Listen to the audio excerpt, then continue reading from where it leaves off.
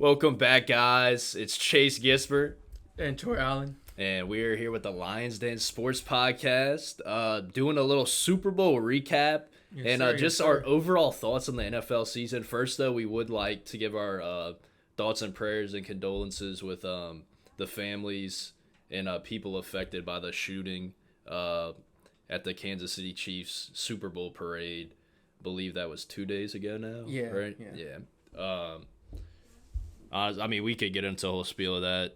The gun violence in America is kind of getting ridiculous, but yeah, condolences to the families, ultimately. But let's get into the game itself. So, congrats to the Chiefs. The dynasty is for real.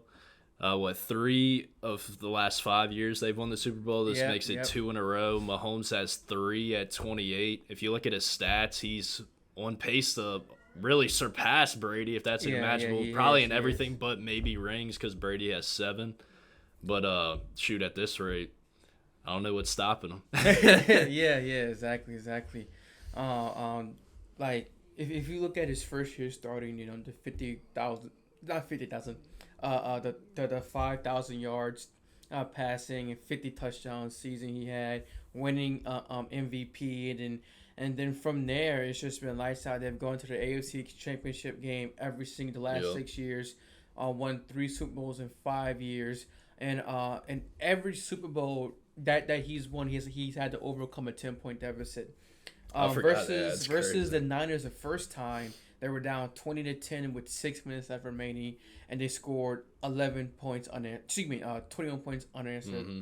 3 touchdowns. And then obviously last year beating the Eagles in that squad, and then this year beating the Niners, and with the exception of the 2019 Super Bowl, you could argue that the Chiefs did not have the better team in the last 2 Super Bowls, and yet they won. Especially this season. This season, the Chiefs, they did not have a 1,000-yard rusher. They did not have a 1,000-yard receiver. The offense only averaged. Kelsey didn't even get 1,000 yards. No, Kelsey. Wow. He did turn up in the yards. postseason. I'll give him that though. The Chiefs only averaged 21 points per game, which was middle of the pack in the league, and by far the worst in the Mahomes era. The Chiefs led the league in drops this season, and many people thought that if they were to face Buffalo or the Ravens in the playoffs, that they would lose. And not only did they face both of those teams, but they went on the road. Yeah. And people were questioning, Mahomes. He's never been in a road playoff game. He's never had to do that before. This is new territory for him, and he still performed. And he's done all this all at 28 years old. He's definitely on a great trajectory. Obviously, he's one of the most talented quarterbacks we've ever seen in the game of football.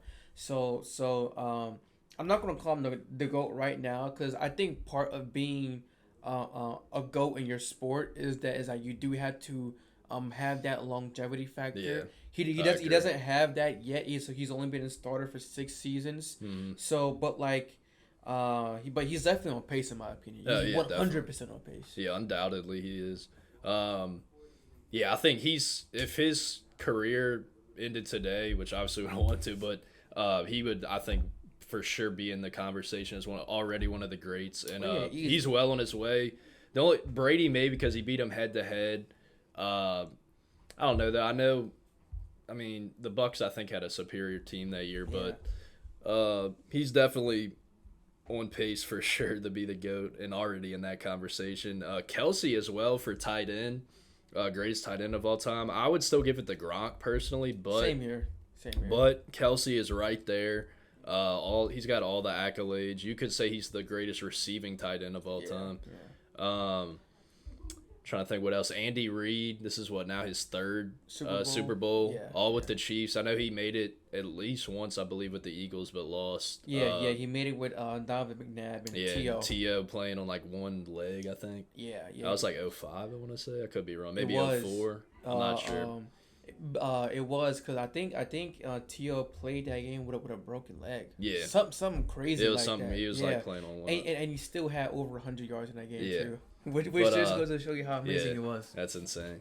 But yeah, Andy Reid's one of the greatest coaches ever too now, I think. And certainly one of the arguably maybe the greatest caller ever. Oh yeah, I definitely think so. Yeah. But yeah, it was a good game. It started off low scoring. Yeah. I think that fumble, the muff punt by the Niners kind of opened things up. Yeah. It's kind of like both offenses started clicking after that, but that third quarter was awful for the Niners. Because because obviously, the Niners, they took a 10-point lead, and then the Chiefs had a last-minute field goal right before halftime. And then the Chiefs' opening drive of the second half, I think Mahomes threw an interception. Yeah, and dude, so I forgot about then that. Kyle Shanahan in that third quarter, I think, and people talk about the overtime, right? But I think the third quarter is what actually lost them that game.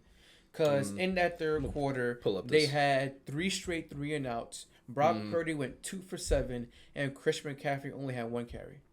Yeah. That was the kicker. 1 carry to the best running back in the league. Exactly. That is just absolutely Christian McCaffrey ridiculous. had 2,100 yards 2,100 scrimmage yards, 1,400 rushing yards, both and 21 touchdowns. All 3 led all running backs this season. They gave him 400 touches in the regular season. At halftime, he led the team in touches. And then you go into the third quarter after an interception, up 10-3. If you extend your lead to 17-3, or at least 13-3, we're looking at a different ball game. But instead, you go 3 straight 3-and-outs, and you give your best player only 1 carry. That's where they lost that game. And then obviously the muff punt, which was very unfortunate, but that only happened because you went 3-and-out. Imagine if you kept the ball and kept possession. Maybe that muff punt doesn't happen. So, yeah. I think they lost the game in the third quarter, 100%. Yeah, I think an argument could be made there. I don't know. I don't want to pile on Shanahan too much, but you got to point the finger at him, I think, because this is now the third 10-point lead he's blown. Yep. Actually the fourth. I'm trying to get this right. Yeah, 3 double-digit leads now he's blown in Super Bowls. 2 as head coach and 1 as offensive coordinator for the Falcons. I mean, the greatest collapse Super Bowl history, 28-3. He didn't run the ball like he should. The clock management was really poor in that game to allow Brady to have that unbelievable comeback. Definitely deserved blame for that. Now he's a head coach. He's on the Niners 2019 season, 2020 Super Bowl. Blows a 10-point lead to the Chiefs, which you were just talking about. It was 20-10, and they lost 31-10. They're up 21-10 with like halfway through the fourth quarter and wound up losing by double digits. And then this year, the same thing. They're up 10-0. They wound up, I mean, that's crazy. Also, they had a 10-point lead on the Rams a couple years ago in the NFC Championship game. They were blew leading that. They were leading 17-7 and going into the fourth quarter. Right. So I don't know what it is poor clock management, not running the ball enough. I know he is a really good play caller, but it's like when it matters the most, that's what people are going to look at. So definitely questionable. And then even more questionable, he announces that they're not going to do any staff changes, and then the next day he fires their DC. Yeah, Brian Wilkes. Which I think is ridiculous. They had one of the best defenses in the league. They really played very well in the Super Bowl.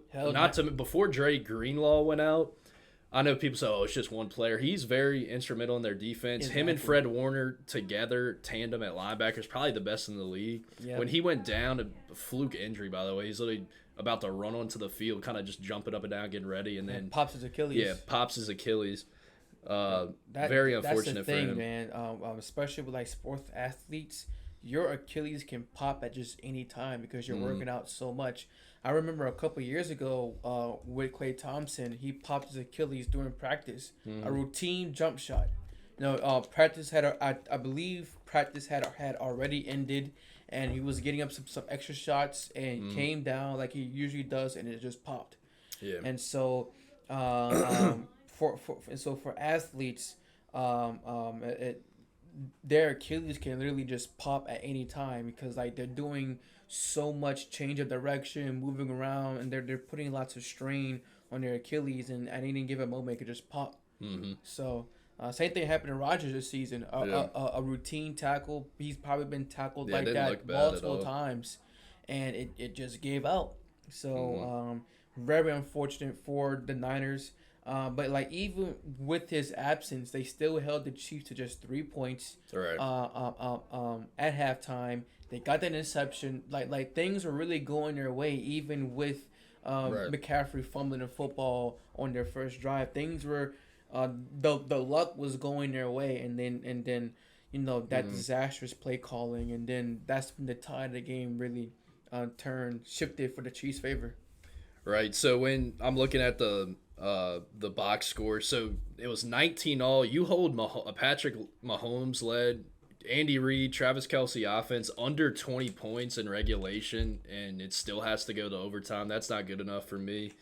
Not to mention their defense. You could say, oh, well, they gave up the 16-yard touchdown on the first play, but I mean that's a turnover like that on the muff punt I'm referring to is so much of a momentum swing. I wouldn't even really put that on the defense. You give your opponent the ball inside the 20, Patrick Mahomes, what do you think is going to happen? Yeah, exactly. So if you want to be technical, you could say they only really allowed 13 points in regulation, which is tremendous, and you're going to fire him instead of looking in the mirror at yourself, who probably lost the game on offense as we just were discussing. Kind of head-scratching. He definitely deserves a lot of criticism. We'll see what happens. I'm curious, Brock Purdy overall, I don't want to overreact to one game. He really did have a fantastic season as a whole. Mm-hmm. I know the low point against the Ravens, he had 4 interceptions, primetime game. That was bad. But overall, he got him to the Super Bowl. You could say they have a stacked roster. Yes, they do. But he still made enough plays to get him there. However, he didn't play great. I thought he just kind of played average. And that's at the end of the day, that's not good enough to beat Patrick Mahomes in the Super Bowl. Yeah, same here. As you saw. One thing I would like to say, though, I want to give credit where credit is due. A lot of talk about this. It might be the worst Chiefs team that's won it. I would like to give credit to their defense. I think 100%. This is undoubtedly their best defense that they've had. Only allowed 13 with Mahomes. They were, and I think RG3 said this, and I completely agree. He said something to the effect of like Mahomes' best weapon this year was their defense. Yeah. Particularly L'Jarius Sneed and Trent McDuffie were absolutely 100%. Locked down. Debo and Brandon Ayuk were almost nowhere to be found. Yeah. George Kittle did nothing. I think he had like 1 or 2 catches. Yeah, 2 catches for 4 yards. That is pitiful. That's it. McCaffrey had like 80 of their receiving yards. So the Niners' pass game was almost non-existent outside of dump-offs. Jennings too. McCaffrey. Oh yeah, Jawan Jennings. But he was the only one. MVP. I know he was the only one doing anything, which is crazy. But in my opinion, I thought the Super Bowl MVP should have gone to Trent McDuffie. If I'm being honest, that's my hot take coming away from the Super Bowl. The way he locked down Debo. Let's see how many PBUs he had. Yeah, he had multiple, man. And the way he locked down Debo Samuel, and like you could say, oh well, he was hurt and stuff like that. But to me, that's just like an excuse. The way he covered Debo Samuel in that game was phenomenal, and he had the biggest stop. Late in the fourth quarter, ball game 16-all, 3rd and 4 in the red zone. If the Niners convert that 3rd down, they waste the clock, and maybe the Chiefs get the ball back with like 25 seconds left. Now obviously, we know Mahomes can get down the field in a hurry, but referencing that Bills game, they still had 3 timeouts. Mahomes would have had to go down the length of the field, basically 25 seconds left with no timeouts. Steve Spagnuolo draws up a beautiful blitz. Trent McDuffie rushes the gap, puts his hands up, ball break up, and you give Mahomes the ball back with 1:30 as opposed to just 25 seconds left. Right. So I think McDuffie had the biggest stop of the game. So he was my Super Bowl MVP pick. I could get on board with that too. I'm looking at stats. He had 3 passes defended, 2 quarterback hits, none other more important than the one you were just mentioning. And two, I know people say, "Oh, it was a blitz. He was on nobody was there to block him," but he disguised it like perfect. I saw the replay of it. He actually took a half step back at pre-snap, and you could see Purdy. That's what's cool, like the little details of football people don't pay attention to that I find awesome is that, so Purdy pre-snap, like you're saying, he took a half step back, McDuffie, and Purdy kind of looked. He's like, okay, you can tell. He's like, okay, I'm good. I got time. And then he snaps it, and then before you know it, he's on him. Yeah. He timed it perfectly. And then, like you said, I know he had one pass breakup in the end zone. I think it was on Debo. I forget, was it the second or third quarter? But it was a deep shot. I mean, it would have been a touchdown if he didn't get his hand up. Exactly. Just a beautiful play, man. I mean, Ayuk, Debo, they were terrorizing secondaries all year. And, McDuffie and Snead as well really pretty much shut them down. Outside of McCaffrey and a couple plays from Jawan Jennings, the Niners really didn't offer much on offense. Nope. But at the end of the day, the greatness of Mahomes shines through. Andy Reid, Kelsey, all them. He was super clutch in that fourth quarter and in overtime. And I think, one thing that you just said, overtime, that I didn't think of too was Shanahan. We're criticizing him for his clock management and play calling, not just this Super Bowl, but past ones. But his team didn't even know the overtime rules. Yeah. That was a huge storyline. The Chiefs, Andy Reid, they all went through it. They all knew the rules. So basically... And ironically, Patrick Mahomes is kind of why the rule exists. When he beat Josh Allen in that playoff game, they're saying, it came down to a coin toss because he scored a touchdown. It's over. So in the regular season, it remains the same. If you score a touchdown in overtime first, it's over. But in playoff or in postseason play, obviously Super Bowl postseason play, you get the possession, or whoever gets it first can... Wait, hold up. I'm trying to think what I'm trying to say. Hold on. Whoever gets it first, if you score first, the other team gets another possession, basically. It's not over if you score unless a touchdown. you do a pick six. Right. Because then defense turns to offense. That's the possession. Right. And a pick six or like a safety. So basically... they didn't know that. Yeah. Juszczyk was interviewed. I forget, maybe someone else. They had no idea. Yeah. And multiple reports. I mean, like, as soon as the Super Bowl ended... like maybe 10 minutes had went by and reports started flying out. Niners didn't know OT rules. Niners didn't prep for OT and all these types of things. And that comes out of coaching. Right. So, just that's bad. You can't, in the Super Bowl, you have to prepare for everything. Every type of situation, 2-minute drill, halftime, 2-minute drill, overtime. Right. I was watching, or not watching, but I was listening to James Jones. He went on the Kyle Hurd show, and James Jones he was a receiver for the Packers, and Colin asked him, did Mike McCarthy ever go over overtime rules? And James Jones said, at the start of the season at the start of the season and after every practice, Mike McCarthy would scream OT OT. And everybody knew what that meant. Right. Let's go down and run our plays for overtime. And that's something Kyle Shanahan should have implemented in his game plan. And I know it's a Super Bowl and like there's only been 2 ever overtimes, but it's still something you have to game. And ironically, he was on the losing end of both of them as head coach and offensive coordinator. He's been a part of both overtimes in the Super Bowl history, and he lost both. Well said. I mean, I don't know how that happens. I wish the 49ers would have scored first and celebrated because basically what we're explaining the new rules, if you score a touchdown first in the postseason, the other teams will still get the ball back. So their players thought it was the old overtime rules, just assumed because Shanahan hadn't informed them. He said something like he informed each position coach to let them know, and maybe that didn't happen, but that's just not a very good plan. To me, you should have everyone in a room and go over with the entire team as the head coach, making sure they know. But that would have been funny if they scored thinking they won it. It's like Mahomes they get the ball back. But anyway, that would have been a hilarious Twitter moment, man. It would have been hilarious. But anyway, they had to settle for the field goal, and then I think everyone with any sort of football knowledge knew when Mahomes getting the ball back, needing a touchdown, and he gets a touchdown, he wins. I knew it was going to happen before even the first play of the series. I was just waiting on it. I saw some jokes saying, the game's over when Mahomes does that sassy walk. Yeah, I saw that. Does a sassy walk with the finger thing. Yeah, that's funny. But I saw that too. Actually, I saw that this morning. I saw you repost it on TikTok. That's funny. The game's over when he does this. I saw that. With the sassy walk. That's true. But yeah, to me, at the end of the day, it just came down to first and foremost Mahomes, of course, the X factor, arguably already one of the greatest quarterbacks ever in that discussion.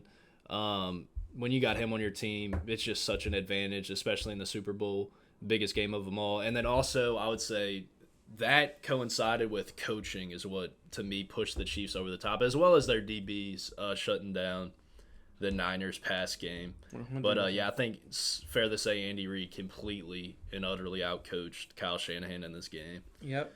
And now that the Super Bowl talk is over, we do want to go over some of the picks, or excuse me, some of the award winners, most notably MVP.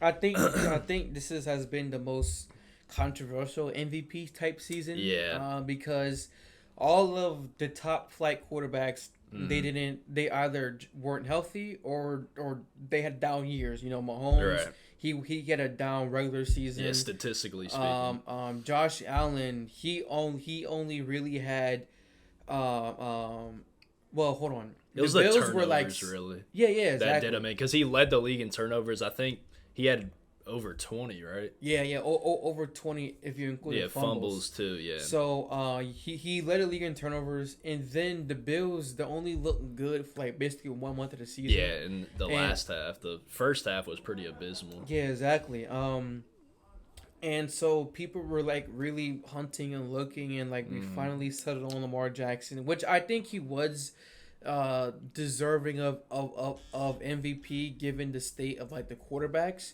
But lots of people were saying maybe this should have been a year, we give it to Christian McCaffrey. Yeah, I kind of fell in that party. Lamar Jackson, a fantastic player, but after he won, I saw the controversy, I guess, if you will, in social media, people saying he shouldn't have won. And I looked at his stats, I was like, dang, he was 15th in passing yards, and I was like, oh, well, he must have had a crap ton of rushing yards, and I don't think he had 1,000 rushing yards. No, he usually gets a lot more than that. So, he still had a great season. It was more just kind of the Ravens' play style, I think, just kind of managing games, relying on the run game and defense. But plus, lots of Ravens fans kept saying, oh, well, Gus Edwards, I think he had 13 rushing touchdowns. I think 10 of them came within the 5-yard line. So Lamar would get him down there, and then they would just hand off to Gus. Yeah. So maybe Lamar touchdowns look closer to 40 if they just touch pushed him in there instead of giving it to Gus. But like I said, I think amongst the QBs, I think he was the best performing QB this season. But yeah, I definitely agree with you that maybe this season should have went to a guy like McCaffrey. Like I said, 2,000 yards from the line of scrimmage, led our running backs in rushing yards and touchdowns. Was the best player on the best team in the National Football League, and the offense ran through him. Yeah. Like the reason why the play action works so well and the passing game works so well was because they were running the football at an elite level through McCaffrey. So I think I wouldn't mind seeing the war go out to him. But Lamar was deserving of it though. Yeah, for sure. It's cool to see him get 2 MVPs. Not gonna lie, I wish he would have beat the Chiefs, but is what it is. I think we covered that on the last pod, how they just didn't run the ball for some reason. But moving on, so speaking of McCaffrey, though, he did win Offensive Player of the Year, well deserved. Who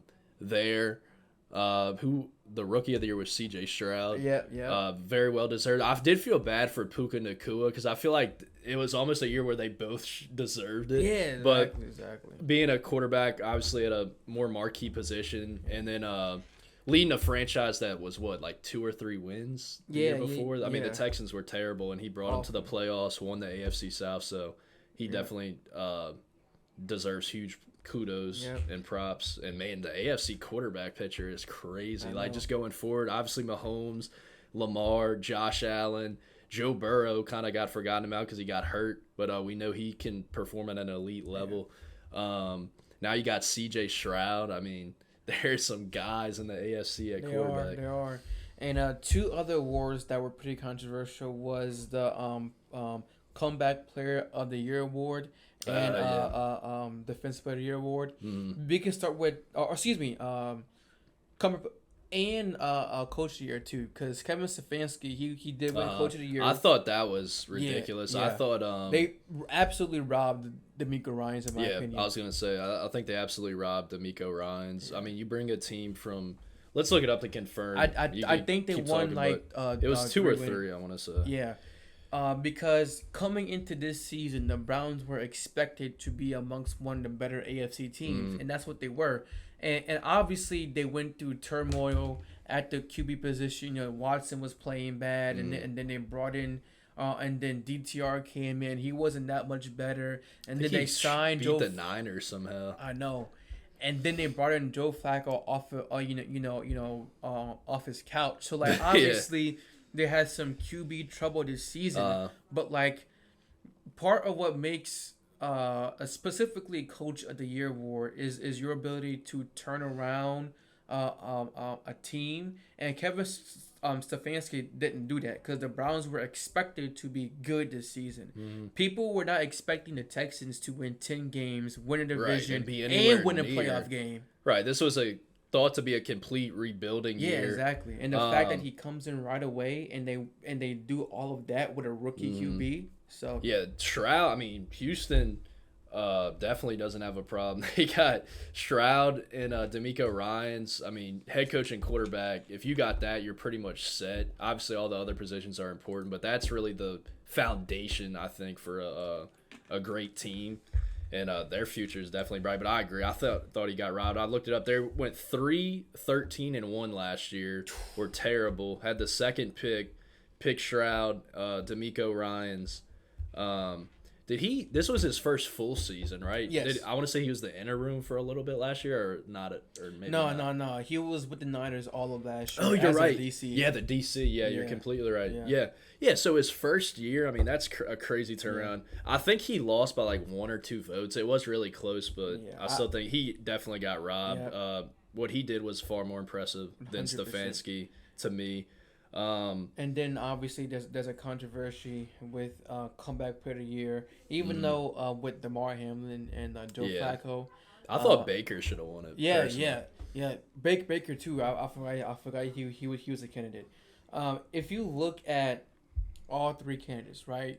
Joe Flacco, he wanted only playing 6 games, and he came back from his couch. Baker Mayfield. This time last year, people thought he was done. Like, there's no way he's an NFL starting QB, maybe a backup or like a third stringer. But like, people thought his career was done and he would be out the league, right? People thought he was going to Tampa to basically waste his last year in the NFL. And then he comes out, throws 4,000 yards, 28 touchdowns, and gives the Buccaneers a playoff victory. With largely the same exact roster Brady had last year. Right. And then obviously Damar Hamlin nearly died a year ago. Right. And then he comes back and although he didn't really appear in many games, I think we can count on one hand how many snaps he took this season. But like the fact that he was able to come back from basically being dead to playing his dream sport again, even if it was for like a little while, I think that says something. So I would have been fine with either one of those 2 dudes winning it. I don't think Comeback Player of the Year should have went to Flacco. Yeah, that's just my opinion. I agree. It was cool. He had like a little mini Linsanity run for a few weeks at the end of the regular season. Got him in the playoffs, but I mean, he threw. I think they say the awards are just on the regular season. Yes, is that correct? Yeah. So in fairness, but It kind of looks bad too when he throws 2 pick sixes in the playoff game. But to me, it was just too small of a sample size, as you were saying. He only started 6 games at the end of the year on a team that was already really had the pieces in place. I mean, I'm not trying to take credit away from him. I just don't think he deserved this award. Same here. I would have given it to Baker. I know DeMar Hamlin. It's a great story. Obviously, I mean, what he went through, I can't even imagine. Basically, was resuscitated last year.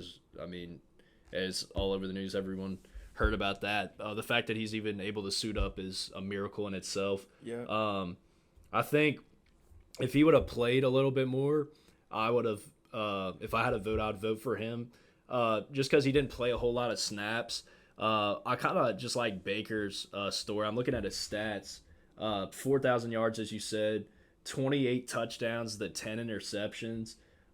He was uber efficient. His QB rating was 95 for the season, and he led the Buccaneers to a division title. I know the NFC South was one of maybe the weakest division, but still, I mean, led them to the playoffs. And they got out of the first round, beat the runners-up from last year. I know the Eagles collapsed, but still blew them out in the wild card game. I just thought he played really good ball and really resurrected his career, and that's who I would have voted for. Yep. Shout out to Dave Canales, too, because he played a huge part in Baker Mayfield coming back.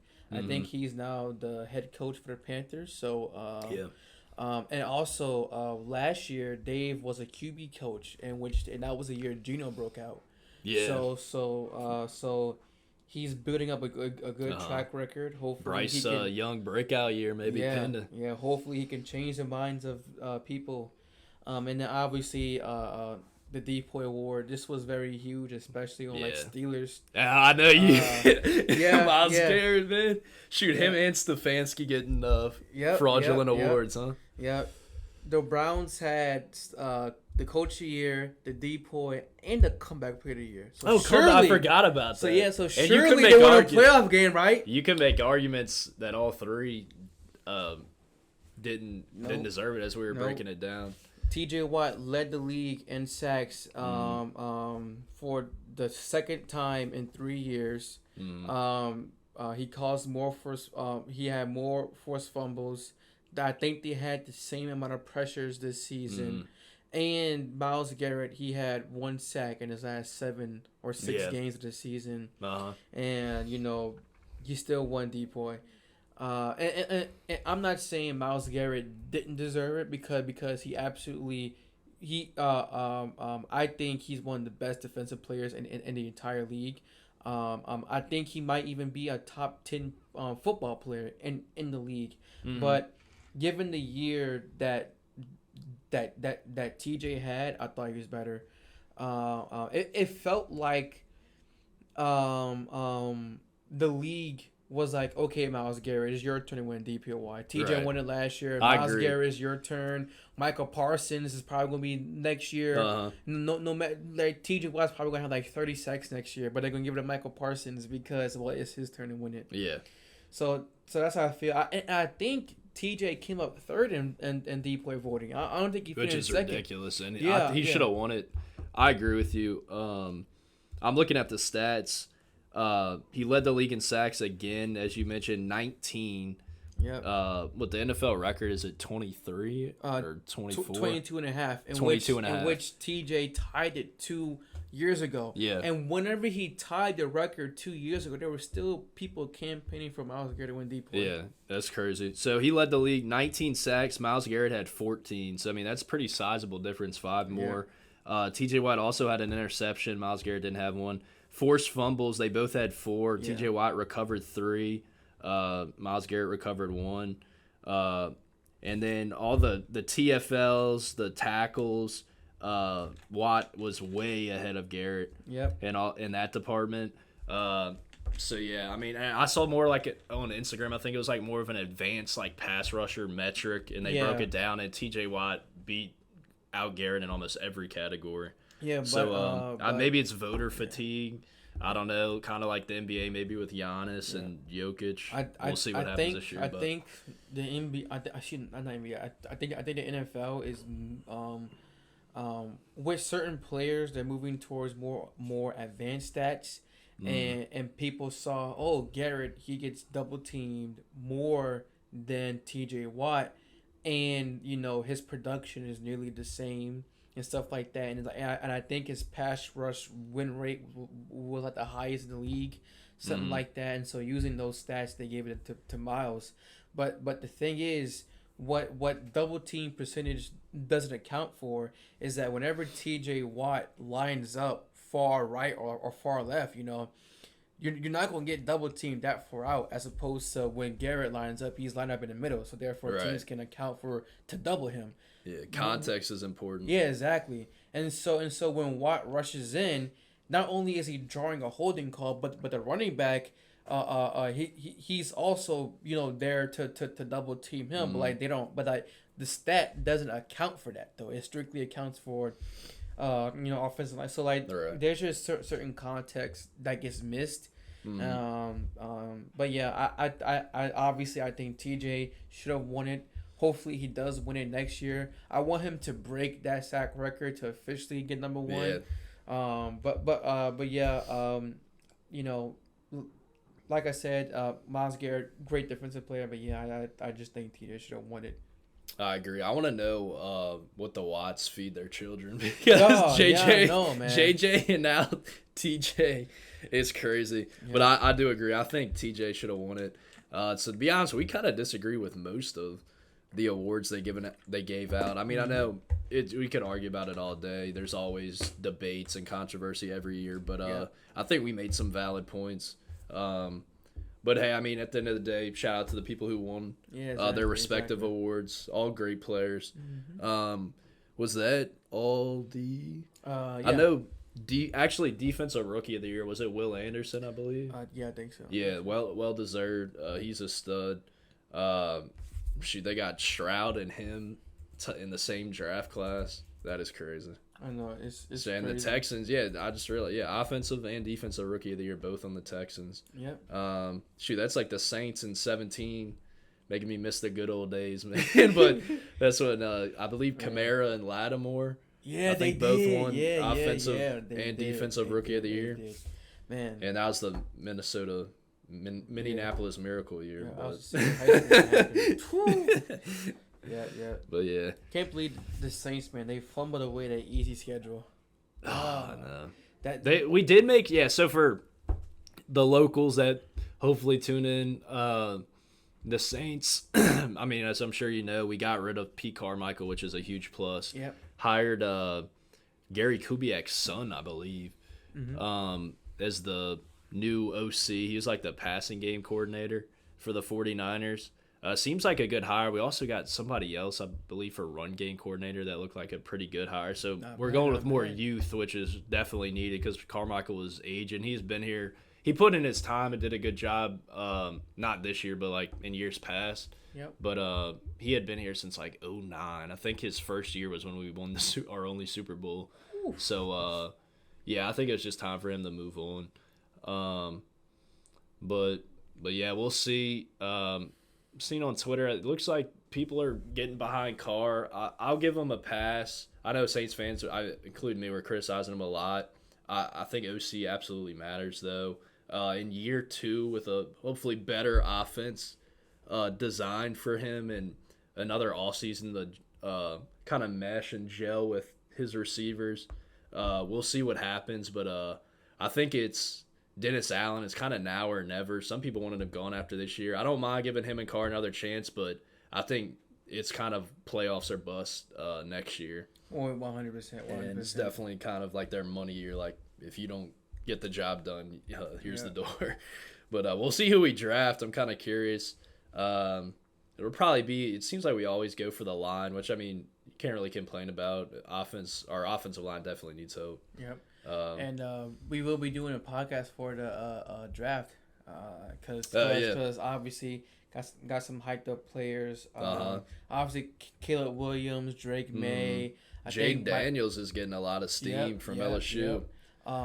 Michael Penix, J.J. McCarthy. I'm not too high on him. Yeah, I don't know what to think of him. He kind of reminds me of I don't want to say Brock Purdy. I feel like that's disrespectful to Brock Yeah. Purdy because he led the team to a Super Bowl. I know McCarthy just won a natty in college, but Michigan really relied really heavily on their run game and their Yeah. dominant defense. He Didn't made he enough throw, like- plays, but his stats were I don't even think very he threw 20 passes in that game. underwhelming. Yeah, in the national championship, Yeah. he probably. I think most games he didn't even reach that. Yeah.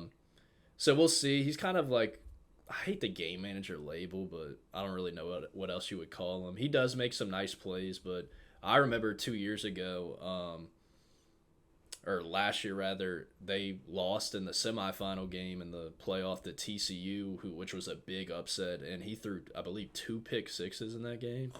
So at least one, and I think maybe if the other one wasn't a pick six, they ran it back and basically scored, like kind of similar to the Chiefs getting a turnover and punching it in against the Niners in the Super Bowl. But we'll see. I do have a question mark with him, but the quarterback class is stacked. Caleb Williams, you could argue generational talent.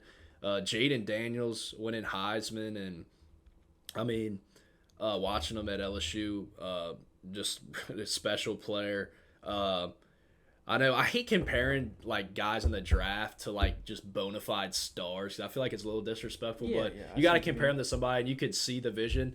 I could see Jaden Daniels. He does kind of remind me of Lamar a little bit. Yeah. Just the way he runs, he's so smooth. 100%. He really improved his deep ball passing. Was electric at LSU this year, throwing downfield. So he's a true dual threat. Very lethal. We'll see what happens. 100%. Drake May's a stud. I think people sleep on Bo Nix and Michael Penix Jr. Yeah, it's just that they're older. Yeah. By the time the draft comes, they'll be 24. Uh-huh. So the likelihood of them progressing like a Caleb Williams or Right. like a Drake May is like slim to none. Mm-hmm. But you know, you'll never know. We will have to see. And before we do close out, I did win the line for the Yeah. season. Barely beat out Chase here. I called 141 games correctly, including the playoffs. He called 138 correctly. Shouldn't have bet against Mahomes. no, I still would have no, lost, no. but Now we did miss a couple weeks due to winter break. I think we were yeah, both 2 just, or 3, I think. yeah, I think we were both just decompressing, like relaxing and stuff like Yeah. that. But you know, overall, it was a fun season. And yeah, man, that's it. I get the lion. Definitely. Line up, well deserved. Yes, sir. Yes, sir. Yes, sir. No, yeah, it was overall a great NFL season. Mm-hmm. Capped off by the Chiefs, of course. I'm no Chiefs fan by any means. I was pulling for the Niners, but hey, you got to give credit where credit is due. Mahomes, as we said, certainly in that GOAT conversation already before age 33 Super Bowl rings to his name. It absolutely is a dynasty. 3 out of 5 years. We'll see if we could get some new blood next year. Yep. I'm personally, as a Louisianian, I'm hoping for Joe Burrow and the Bengals and Jamar Chase to come home. The Super Bowl is in New Orleans. Yep. That would be pretty storybook if they could make it and win it. Obviously, I would hope the Saints, but I'm a realistic fan, and I don't think we have any shot at the Super Bowl. I'll just be happy if we win our division and make the playoffs and maybe win the wild card round. Yep. And you know, basically at this point, the AFC runs to the Chiefs, man. It doesn't Yeah. matter if they're home or away. You still got to beat them to get to where you want to go. All right. I do want to hear your thoughts on the Steelers, though, because I know there's a lot of buzz about. I think the Steelers are like the Vegas' favorite to get Justin Fields in free agency. How would you feel about that? I don't know. You know, obviously we hired Arthur Smith as our offensive coordinator. Yeah, I was surprised at that because Same here. We both criticized him all year. Yeah. I think a lot of people did, and didn't do a great job with the Falcons at all. Yeah, and like obviously I know that like some people are just better coordinators than they are coaches. Yeah, that's a great point. Obviously with Steve Spagnuolo. He was an awful head coach, like absolutely terrible. That is a great point. But as a defensive coordinator, he's great. Hey, he's arguably the greatest of all time. I think he's got 5 Super Bowl rings. Yep. And people forget, maybe for our younger audience, he was the Giants DC. Yep. At least one. I think it was the year where they somehow beat the Patriots, who were like 18-0. Yeah, and that was the David Tyree catch. But he was the DC that held Brady. I know it was a different era, but still he held Brady, and then the 14 points. Yeah, exactly. In the Super Bowl, which was crazy. So his resume as a DC is phenomenal. So maybe it's the same way with Arthur Smith. I won't be too optimistic. As for Justin Fields, I do think he's an upgrade over Kenny Pickett. Yeah, definitely. If you bring in Justin Fields, he brings in that dual threat ability that we've never really had. I mean, now that you say that, when I think of the Steelers, all I think of is Big Ben back there. Yeah. You think of Big Ben and elite defense. And I know in Tennessee, Arthur Smith, he had an elite rushing attack. So if we really hone in on our defense this year, and we can be one of the best rushing teams in the league with Najee, with Jalen, and with Justin Fields. Yeah, that's a nice 1-2 punch. Yeah, and then with Fields for sure. So if we could do those things, and if we can find ways to give the balls to our best playmakers, I think we could have not like a top 10 offense, but I think our offense could be pretty respectable, and then that would ease up the pressure on our defense, and I think that would, and I think our defensive stats would skyrocket because like statistically last year we were the 30th ranked defense, but like we really weren't. It was just that we were on the field so like much, the whole game almost. Yeah, exactly, because our offense would go 3 and out literally 90% of the game. So I think if we could implement the run and if we could have a top 5 rushing attack and but like an overall like a respectable offense, I think we could make it back to the playoffs, man, and hopefully get a win. Hopefully get a win. I'm just asking for one playoff win at this point. Yeah, that's my expectation. I'm thinking, I don't know if the Bucs have any contracts running out. I know Mike Evans, Chris Godwin, all them, some of their key defenders. Devin White might be making a move. Yep. I think he was a little disgruntled. We'll see. I mean, the Bucs will be the favorites again, but I do expect the Saints to win the division. I think if we don't, or at least make the playoffs somehow as a wild card, I think Dennis Allen will be gone and possibly Derek Carr.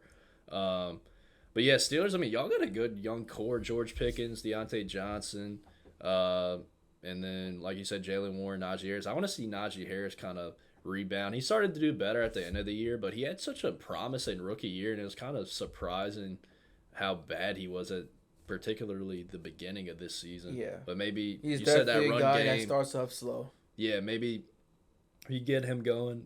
Definitely be a help. He starts off slow and he is slow. Yeah, I know. It's like he lost a step. Maybe he was playing hurt. Who knows? But yeah, that's pretty much it. Yeah. And that'll close the book on this NFL season. We'll still be doing our podcast though, of course. Yeah. We got lots of NBA Southeastern. content. Yeah, and NBA as well. It's the All-Star break. We'll probably do a podcast on that another day. A lot to unwrap on the first half of that season. And we'll also probably do a podcast here soon on Southeastern sports. I'd like to shout out real quick the basketball team, both basketball teams, the women and the men's. Women trying to defend their title. They did lose a tough one that you were at last night to Lamar, so a game behind them, I believe, in the standings. But still, the title is still attainable, and obviously, really, the tournament's the big thing now because it's an automatic berth into the March Madness. And then the men's team, 5-game winning streak. They both play tomorrow. The women play at 1, and the men play at 3:30 at the UC. So go out and support. But yeah. Yeah. Shout out to the men, man, because it was looking dark. It was. Like you said, they've won 5 straight games, and also 6 out of their last 7 games. Started the year 7-13. Had 2 separate 4-game losing streaks at one point, and now they're 13. Excuse me, and now they're 12-13, only a game back from being 500. So they're playing some good basketball, man. So yeah, shout out to them. Yeah, and their conference record I think is winning 7-5. 7-5, yeah. So I don't think mathematically I don't think we're out, but we're probably not going to win. Definitely probably not going to win the regular season title, but still it's really good that how we're finishing, and we're hot. people know. I mean, you know how March Madness is. It's really Anything can happen. yeah, anything can happen if you get hot at the right time. Who knows? And I think this team is peaking at the right time. Shoot, we already beat McNeese, gave them their only Southland loss.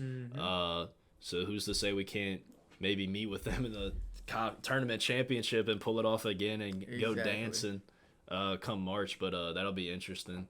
Softball and baseball, or softball actually has started. I think they went 5-0 the first weekend and shut out their opponents. They give up a single run, which is awesome. So yeah, they continue the roll. Shout out Coach Freeman. He's been awesome every year he's been here. Hopefully they could slay McNeese this year finally. It's like that, just the team in their way, but they've been great, looking like another great season. And then baseball, new coach, Bobby Barbier, coming over from Northwestern State. We'll see what he could do in the first game, or first series this weekend, first game, actually tonight. So yeah, that'll do it for the Lions Den Sports Podcast. I'm Chase Gispert. And I'm Troy Allen. And we'll see y'all next week. Yes, sir. Peace.